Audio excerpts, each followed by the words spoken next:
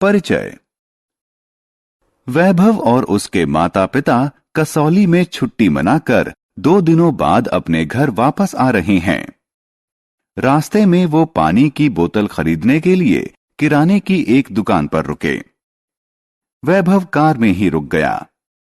उसके पिता ने उसे सलाह दी कि वह खिड़कियां चढ़ा ले। कुछ देर बाद वैभव को सांस की कमी और घुटन महसूस होने लगी। उसने ताजी हवा को अंदर आने देने के लिए कार का शीशा तत्काल नीचे सरका दिया। इस पाठ में आप वायु और उसकी उपयोगिता के बारे में सीखेंगे।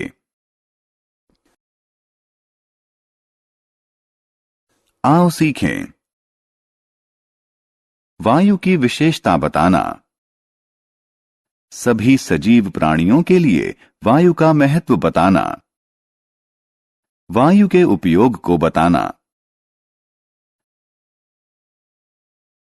वायु की विशेषताएं। वायु हमारे चारों तरफ है। सभी सजीव प्राणी वायु को सांस के रूप में अंदर लेते हैं और बाहर छोड़ते हैं, लेकिन हम इसे देख नहीं सकते। हम इसे सिर्फ महसूस कर सकते हैं।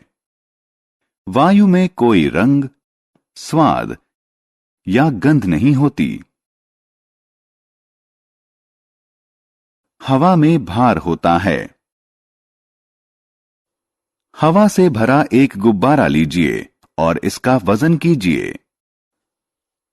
अब हवा निकालकर गुब्बारे को पिचका लीजिए। फिर से इसका वजन कीजिए। आपने क्या पाया? गुब्बारे में तब ज्यादा वजन था जब इसमें हवा भरी थी। इससे प्रमाणित होता है कि वायु में भार होता है। वायु स्थान घेरती है। एक गुब्बारा लीजिए और इसमें हवा भरिए। गुब्बारे का आकार बढ़ जाता है। अब गुब्बारे में एक पिन चुमा दीजिए। आप क्या देखते हैं? गुब्बारे के अंदर की हवा छेद से बाहर निकलती है। गुब्बारा चपटा हो जाता है। इससे प्रमाणित होता है कि वायु स्थान घेरती है। वायु का महत्व। वायु मनुष्यों को ऑक्सीजन प्रदान करती है, जो जीवन को आधार देती है। पादप अपना भोजन बनाने के लिए वायु से कार्बन डाइऑक्साइड लेते हैं। जंतु के अस्तित्व के लिए ऑक्सीजन जरूरी है। वायु का उपयोग। चलती हुई वायु को हवा कहते हैं। हवा बादल को गति देती है, जिससे वर्षा होती है। हवा नाव और ग्लाइडरों को चलाने में सहायता करती है। हवा की शक्ति का प्रयोग विद्युत उत्पादन में किया जाता है। हवा की शक्ति का प्रयोग जल भरण में भी किया जाता है।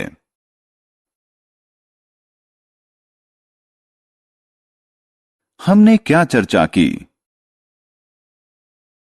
वायु में कोई रंग, स्वाद या गंध नहीं होती। वायु में भार होता है और यह स्थान घेरती है। वायु सभी प्राणियों के अस्तित्व के लिए जरूरी है।